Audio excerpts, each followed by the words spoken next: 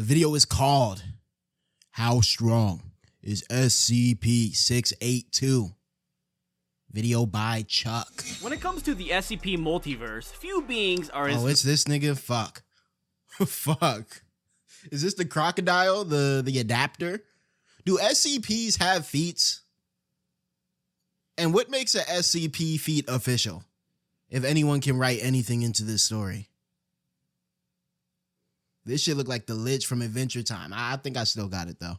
menacing as over— Like SCP, I learned yesterday it stands for Secure Containment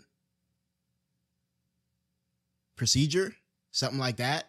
Basically, with this question, with this video, I'm going to prove that I could securely contain 682. overpowered, as adaptable, or as hateful as SCP-682. The hard-to-destroy reptile abomination that the I'm sorry. I like how it, I do like, so I was thinking about it a lot yesterday, right? SCPs as a writing tool, like as their sort of meta function, right? An SCP kind of serves as like a platform, right? You come up with this cool writing concept or this original creature concept, monster concept, character concept, and by branding it as an SCP, you can kind of put it on a larger platform without, building a whole world around it or building a world for it. You know what I mean? It's almost like uploading a video to YouTube instead of hosting it on your own personal site, right? By branding your creation as an SCP, yeah, you lose some of the IP of it or, the intellectual property, but, it goes further, right? It can reach more people. I think that's very interesting and a product of the times, the internet times. However, that also leads to many different interpretations of the same creature. All that to say, why does this nigga literally look like a dickhead in this picture, bruh? that the famous SCP Foundation has tried to exterminate at all costs with virtually anything you can think of. Okay. But how strong is this proposed child of the Scarlet King? The Scarlet King? Let me write this down. I'm gonna start keeping notes for more shit to look into. Scarlet King sounds broken. I'm assuming it's another broken SCP. Let's keep it pushing. What are its resistances? What has it adapted to? And is there any way to truly kill this being? In this video, I'll provide a composite overview of SCP-682's feats and other stuff to decipher just how strong SCP-682 really is. So SCPs do have feats is what I'm hearing. I'm going to assume feats are drawn from different pieces of SCP media for each different creature. You know what I mean? Just different things that authors have wrote for it that kind of are broadly accepted into the canon. Hold on, let me set my timer real quick. All right, let's keep it pushing. First off, let's go over some quick lore for SCP-682. Okay. It depends on the canon, but it's either the child of 𝙏𝙖𝙡, one of the wives of the Scarlet— Man, what the hell, bro? This shit look like a Dragon Ball Z villain. A child of 𝙏𝙖𝙡? Is this the devil? King, the deceitful snake of the Garden of Eden. Okay, yeah, we're getting... This shit has like fate lore, bro. It goes back to the Garden of Eden and the creation of the... what? Deceitful snake would be like the third, fourth character we saw in the Bible. Okay, so this this isn't looking too good. Or it's just straight up an otherworldly amalgamation of a lot of concepts. It's been called many names, like these on screen right here. Gowler's Hubris, Reptilia Supernus, Levon Terrescu, Exile of the Flesh, Summer's Exile, Steed of the Horsemen of Death. I like that last one. But what is SCP-682 and its containment procedures? SCP-682 is basically the Keter Doomsday of the SCP universe. Oh, okay. Damn. Doomsday? So it can keep adapting. Yeah, it can keep regenerating, adapting, rebuilding itself. It can adapt against abilities, absorb them, and absolutely hate absorb humanity. them? Oh shit, I didn't know it can absorb abilities. I thought it was just an adapter. Absorbing abilities is a whole nother problem. I'll have to keep that in mind. I still have some plans to contain it though. Lore reveals. As we'll touch up on shortly, SCP— Whoa. Is it this big? Is it this big? All these images have been giving me the impression that it wasn't that big, or is this like an adapted version? Because what the hell? I was getting the impression it was maybe like crocodile size. SCP-682 has a wide menagerie of things it has adapted to, but its one weakness is hydrochloric acid, which is present at its cell the whole time. Okay. Well, there we go. Hydrochloric. So no way you're going to tell me something that's weak to hydrochloric acid can beat Superman, though. You can get that out of a high school science lab. So here's how this is my plan so far. You see this bottle right here? This is hydrochloric acid in here. I know y'all didn't know that because I'd be spraying myself in the face with it. But again, I'm immune to like blunt impact and chemical attack, so it doesn't really affect me like that. But I'm gonna take this hydrochloric acid bottle to my fade with it and just spray it down. So already I'm feeling like I could take this SCP, honestly. There is a reason for why SCP-682's only weakness is hydrochloric acid, but we'll get to that part when we get to it. Alright. SCP-682 has counteracted the effects of SCP-409. Object class Keter. And the classes were how hard they were to contain, right? Is Keter high-end? A large quartz crystal that crystallizes anything it touches. Although it was greatly hurt and over 62% of it basically became crystallized, it adapted to it and became immune to SCP-409 altogether, which is SCP-409. I don't know what that is. Is that another SCP that it fought? Or is the SCP the crystals itself? The SCP is the crystals? That's interesting. I like how SCPs can be sentient things, or at least I don't want to say non-living. I can't even say non-sentient all the time. Inanimate is what I'm looking for. Inanimate. I like how SCPs can be inanimate things. Crazy, since no means have been found to stop the crystallization process. SCP-682 has also encountered SCP-63. Nigga, is that a toothbrush? Okay. Why is this? So this is a feat. It beat a toothbrush? I can go in the bathroom and beat a toothbrush right now. Shit, I'm so powerful against SCP-063. I haven't put one of those in my mouth in like 3 months. That's just how strong I am. I don't use SCP-063. An anomalous toothbrush that can seemingly break down all organic and inorganic material into non-existence. What? Why does the toothbrush have Hakai? Ew.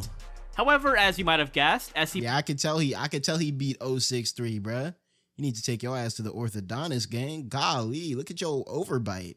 SCP-682 managed to regenerate after 20% of its body mass was lost to the toothbrush.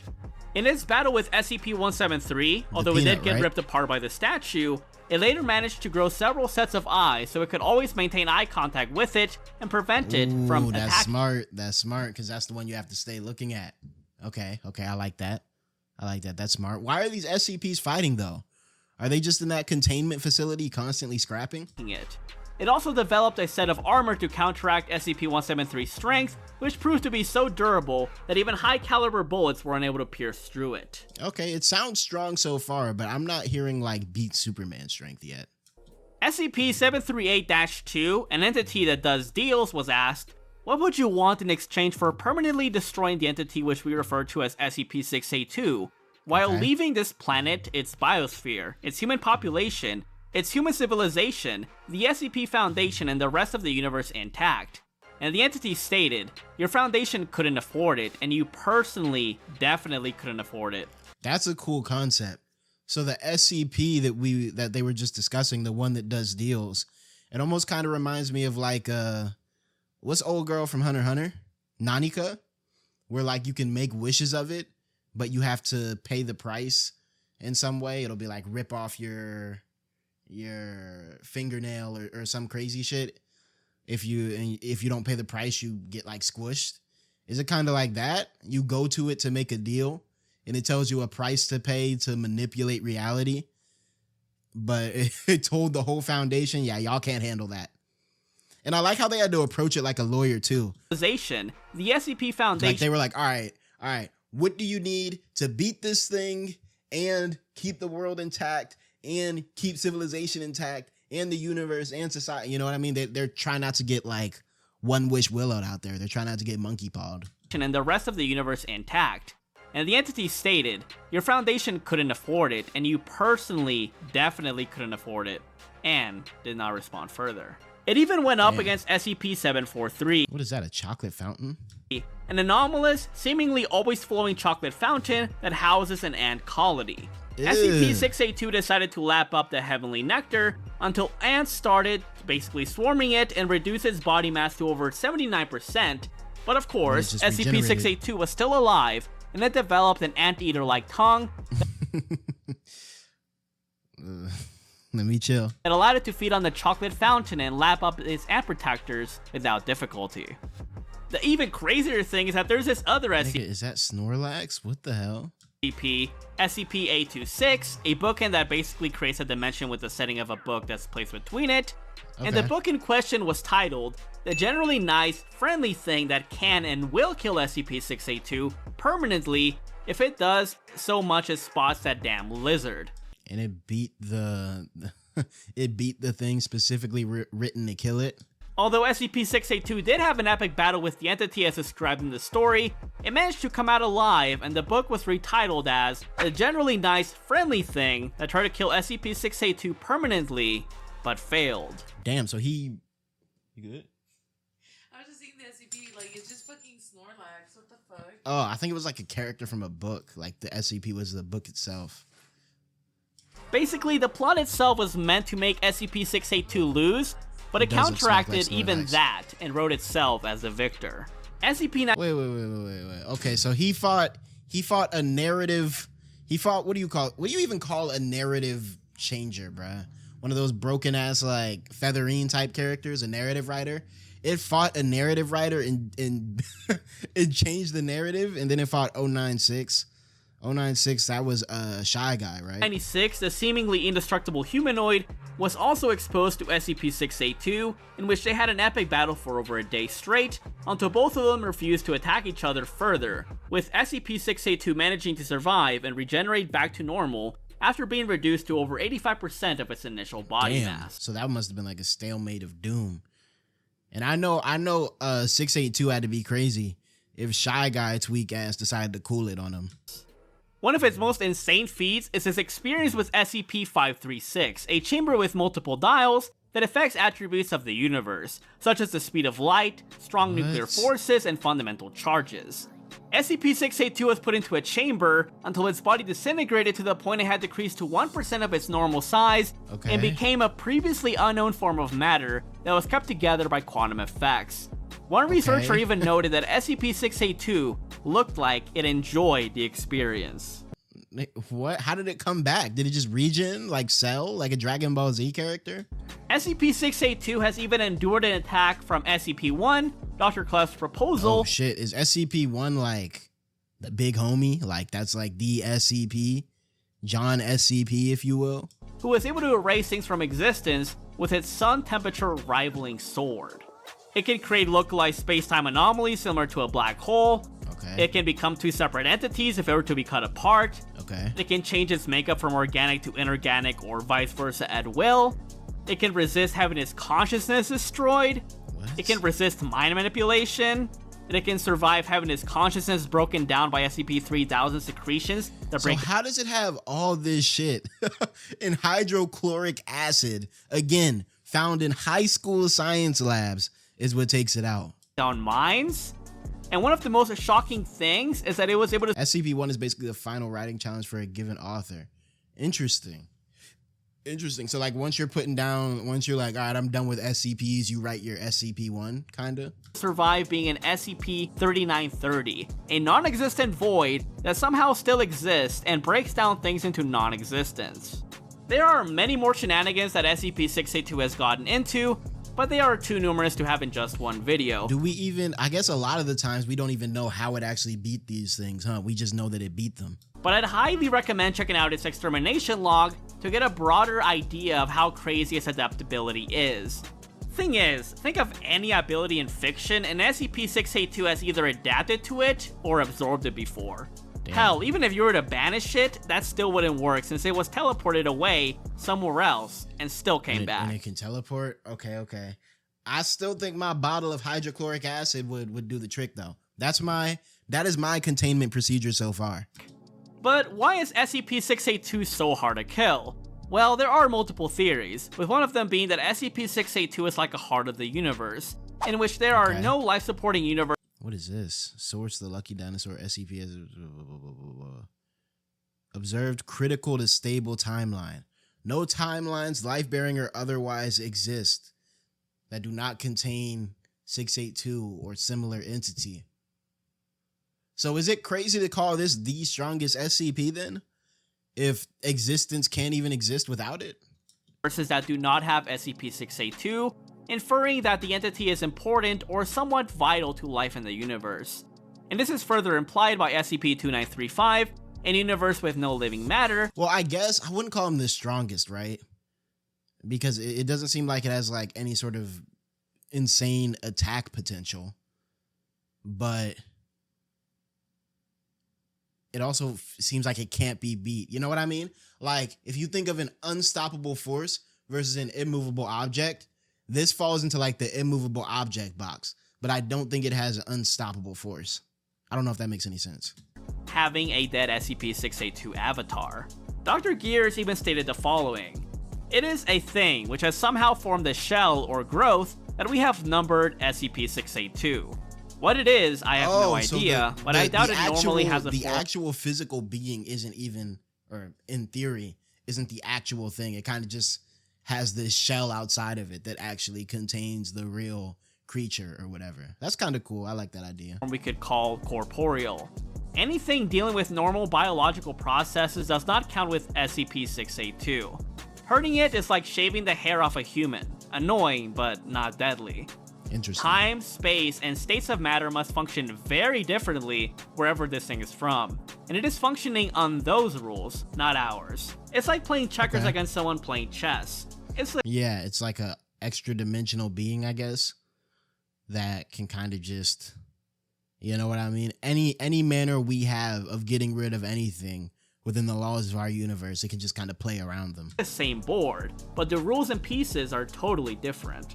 Another doctor even described it in the following manner: "It is like poking your finger into a balloon. You're inside it, but still outside of it. They are projecting into our reality." It's like poking your finger in a balloon. You're inside it, but still outside of it. Oh, okay. So no matter what we do, we're just tickling the finger. We're all in the balloon. We're tickling the finger, but the actual mechanism behind it, in theory, is far greater than what we can imagine from our little balloon. And causing all kinds of problems when our reality tries to comprehend them. It's like in programming. When you request a pixel that isn't there, it makes the whole system go haywire. That's a cool SCP-682 might not be traditionally able to like blow up a planet or whatever, but it can certainly adapt to those levels, and in one story, it was able to consume everything in the universe over time. What the hell? Hold on, the great hive of activity that is the massive cluster of stars and matter, blah, blah, blah, blah, blah, blah, blah, blah, blah. I watched as his brothers been consumed by an unknown thing. Damn. Okay, I might have to read some of these stories. But as the aforementioned quotes infer, SCP-682 is indeed a higher dimensional entity, and its destruction capability is hitherto undreamt of. This would make sense, since SCP-682 has multiple higher dimensional forms. One of them, known as a Leviathan, was able to damage the roots of the Tree of Knowledge, the Tree of Knowledge from out the Bible? Tree that exists beyond the scopes of the SCP multiverses, making this already a hyperversal to outerversal level feat, given that there are implications that the library is platonic, which basically means it embodies the essence or blueprint of virtually anything that exists to every level of reality. So picture a table, or a bullet, or an apple. Its basic design will be essentially the same regardless of its dimensionality. Similar concept, the form of beauty, the concept of beauty, individual beautiful entities, imitation of entities. New gods are incredibly powerful living ideas from a kind of platonic archetypical world. Yeah, I don't know if I'm following. It is the perfect or the ideal form of something, which is another way to look at it. SCP-682 being able to damage the trees is insane given that they transcend infinitely layered multiverses, each with uncountably infinite expanses in each uncountably infinite dimension. It's okay, so it can hey, we found another nigga to go against Gojo's Infinity though. also revealed that there are infinite chains of infinite chains of infinite chains of infinite universes and endless spirals in the multiverse. There are also beyond Aleph null levels of existential planes, which have an even larger amount of existential axes, easily making the destruction an outer to high outer versal level feat. So then why can hydrochloric acid take it out? That's what I'm curious to understand. Which is really insane to think about. So as you can see, the SCP multiverse is huge, but there's more realms that exist outside of it that SCP-682 is able to affect and envelop. That is where its even higher form, SCP-6820 higher form? This nigga got transformations? Alright, bro. This is the last thing that needs transformations, bruh. Let's see what it got. -A steps into the fray. SCP-6820 is basically a super weapon made to destroy the concept or the idea of SCP-6820-A from the noosphere. Wait. Did humanity create 682? Or what's creating a weapon against this? I'm a bit confused. Because it was so large, it wasn't native to it. It is also stated that its data pattern resembled that of fungi, plant, and animal groups, most prominently that of reptiles. Okay. However, it seems that in the process of trying to destroy this other entity, SCP-6820 deceived the Foundation and was set to be decommissioned as soon as possible. And the entity has been further described as follows. SCP-6820-A is an extremely dense thought. It is a hate-centric hyper- It is a thought. A dense thought. A thought that's dense enough to take physical form, I guess? logical memeplex that can be roughly described as the difference between life and death. Its memeplex contains several What? Okay, what is a memeplex? Loud ass motorcycle. What is a memeplex, bro? That sounds like a place where a very annoying convention would be held. Memory type shit? Interesting. smaller concepts within its description, including but not limited to a theoretical process Concepts it embodies: hatred, adaptiveness, entropy inversion, and reptilian. So what I'm understanding is that 682, the best we can understand it as, is a collection of concepts. I mean, obviously reptilian comes from its, its physical form that it chooses to have. Meme and SCP uses the classical passed down information definition. Okay. So before it was rebranded into internet joke. Got it. Hatred, adaptiveness, entropy, inversion. So that would be what? The opposite of chaos. And so maybe that's why it always comes back and can't be defeated. Obviously, adaptiveness and hatred are relatively straightforward. process for large-scale, localized entropy inversion, the particular physical properties of hatred, the molecular structure of hydrochloric acid, the quality of adaptiveness, and the state of being vaguely Wait. Where did hydrochloric acid come from? reptilian. So something interesting to note here is that these smaller concepts explain why SCP-682 looks vaguely reptilian in most of its iterations, Right. why hydrochloric acid is the only thing that keeps it at bay, and why it can adapt to virtually everything. That didn't really explain it for me, gang. I still don't get the hydrochloric acid keeping a universal threat at bay. But, it is what it is. In other words, the very concept of looking reptilian, adapting, and hatred feed the very fundamentals of SCP-682 and its Right, I get that, but where did the hydrochloric acid come from? larger conceptual form, SCP-6820-A. And it outright negated its effects that made it so that it was expunged from the noosphere, or the realm of human thought that's on a similar, arguably higher level than the Tree of Life and Knowledge, which stands above the infinite multiverse clusters. It is so powerful it is also described as being a constant, which is described in the following manner. Bingo, okay. Wild light is an idealistic construct built from idealizing the good parts of the Foundation into a concept. The meta-narrative of the SCP universe is the idea that life is the protagonist and a quest to understand the unknown, since anything unknown is anomalous and anything, I think that might be a typo. And anything unusual is just poorly understood science. Okay, got that. The opponents to this quest are the constants, multiverse algorithms that determine grand ideas and narrative elements for all timelines as they manifest into macabre, I can't speak French well, but creatures. Okay, I think I get what they're saying. The meta narrative of the SCP universe, the good guys, so to speak, is the idea that every phenomenon is just science, understood or not understood. The constants are the antithesis to that idea, which basically say that no, there are some things that are constant. There are these basically, close thing I can describe them as are like gods, right? But there are these things that are just constant, and there is no way to wrap your head around them scientifically. It just is what it is. Like, they are what they are. And so the effort of trying to understand them in a scientific manner, or in a manner that is, approaching it such that this is something that just has yet to be understood but can be explained, is inherently a faulty way to approach it, because it's a constant. It just is what it is, and science will never be able to demystify it. So kind of like a god sort of thing-ish. Interesting. The antagonists of this quest are the I think that's the most intriguing take on something like SCP-682 that I've seen so far, where it's like, you know what I mean? There are some things that just can't be understood.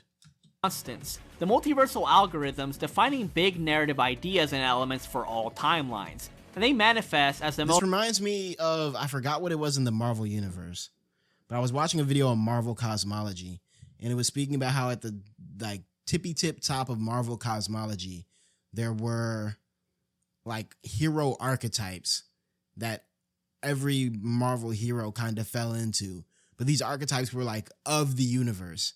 And so like there was like a Spider-Man-esque archetype, and there was like this was DC. Was this DC or Marvel Cosmology? I think it was Marvel. And then there was like a different, it was kind of flirting with the idea that it was low-key acknowledging the idea that heroes were written in archetypes from, the perspective of our world. But instead of just acknowledging that, they try to do it in like a meta way where they made these archetypes gods. And anywho, it was very, like self-referential. But I do like at times, sometimes it can get kind of like annoying. But I think at times that sort of media can be interesting because it makes you wonder about like the grander scale of the universe we reside in, and so on and so forth. Anomalous, least understood eldritch creatures and big bads of the SCP-verse. In other words, SCP-682-0-A and other constants are able to affect and transcend the noosphere because they are too large of a concept to be understood, and so these constants encompass the larger infosphere, a realm which includes all forms of thought, including ones that are outside of human perception. That's cool. But what constant is SCP's? I don't think I've heard of anything else so far being infosphere in scale. So maybe he might be able to take Superman and Goku in them. The question still comes up: can he take Teddy with a bottle of hydrochloric acid? Because I'm actually infoversal, but 682-0-A. Well, it is a constant of termination and defines the boundary between life and death. SCP-682-0-A is also described as being a Tier 4 being. Tier 4 anti-noospheric entities existing above standard conceptualization. Which greatly transcends baseline reality, deities, abstract thoughts, and concepts. Admittedly, baseline SCP-682 is not that impressive in terms of destructive capacity, durability, or... That's what I was saying. Like, I think he he beats a lot of characters, maybe in a eternal battle of attrition, except hydrochloric acid apparently. But it doesn't seem like it has a crazy output. Speed, but its adaptability and potential make it extremely hard to deal with in a battle. Although SCP-682's avatar has been killed in some stories and files like with SCP-2935, for the most part, nothing has been able to kill it. Whether you attack this thing physically, mentally, spiritually, conceptually, mathematically, existentially, or whatever you can think of, it can adapt to it if need be. Its Leviathan form is capable of damaging roots of the Tree of Knowledge and arguably outer-versal structure that stands atop the grand SCP multiverse. In one scenario, SCP-682 had neutralized 95% of all SCPs, and even SCP-3812, an anomalous entity whose whole gimmick is to transcend infinite stacks of narratives infinitely, was... The gimmick is to transcend infinite stacks of narrative infinitely. A lot of these SCP battles seem like when you created some shit as a kid, and you were like, nah, my monster beats your monster because my monster has the monster beating ability that beats all monsters. Forced into a confrontation with SCP-682 and stalemated it, basically. Which is freaking crazy because SCP-3812 is easily a high outer-versal being to potentially boundless depending on how you look at it. Of course, in its true form or its conceptually transcendent form, SCP-682... Excuse me. That was the one from yesterday, the one that looked like fucking outer space and stuff. 20-A is too large for the noosphere and by effect would also transcend SCP-76... The SCP is the fucking equation, bro. That's kind of tough, I'm not gonna lie. 50. A construct that resides within the human noosphere, which conceptually encompasses all circle sphere objects. Oh my god. Whether they be a two-dimensional circle, a three-dimensional sphere, a fourth-dimensional hypersphere, and any and all hyperdimensional sphere-like objects, with said hyperdimension extending to all possible uncountables prior to the inaccessible cardinal. It's also worth to note that SCP-6820-A also infinitely transcends complex beings such as SCP-5712.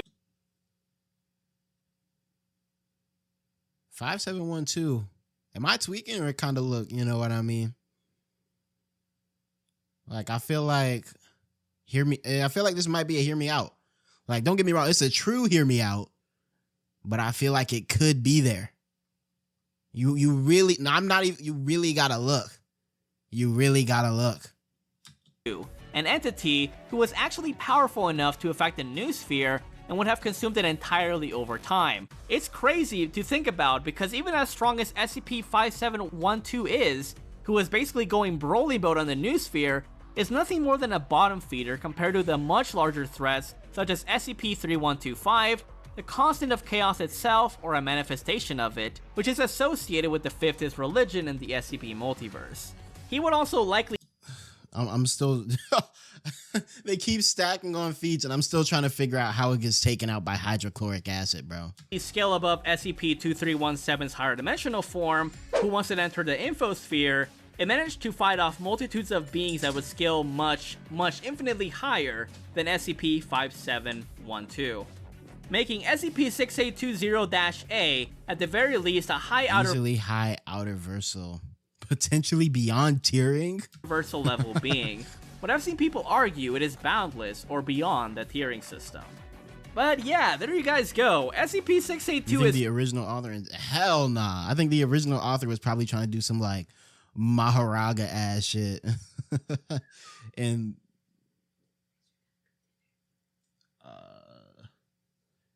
not for a bit. I think they were just trying to do some Maharaga ass shit, and the internet took it and ran with it. And I'm sure once it started entering conversations like these, versus battle type conversations,